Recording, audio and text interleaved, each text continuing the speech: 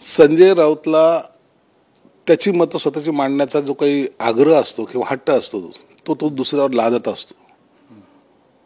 पंतप्रधान नरेंद्र मोदी असतील की अमित शहा असतील यांच्याबरोबर अनेक पक्षांची युती झालेली आहे आणि हे महाशय सुद्धा त्यांचं गुणगान गाण्यासाठी थकत नव्हते. इतके त्यांची भाषणं जर पाहिली तर मोदीसारखा पंतप्रधान इतिहासामध्ये पहिल्यांदा भेटणार असं म्हणणारे हेच.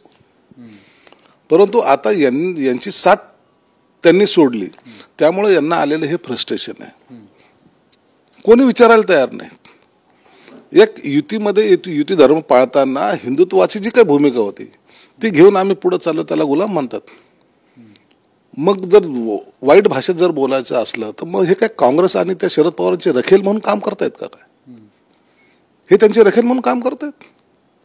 ज्या मातोश्रीवर कोणी मोठा नेता असला तर त्या ठिकाणी यायचा. यांना सिल्वर ओकला पाया पडायला जावं लागतं. सेंटर बदलले ना. मग गुलामगिरी कोणात आली? त्यांच्यात आली का आमच्यात आली?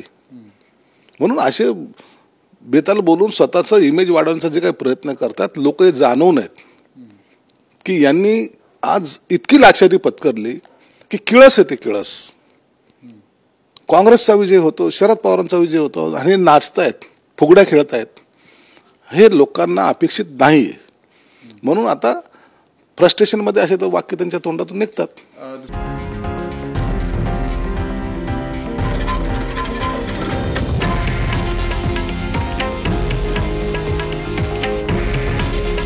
हे आहे देशातील नंबर 1 न्यूज नेटवर्क आणि आपण पाहत आहात TV9 मराठी.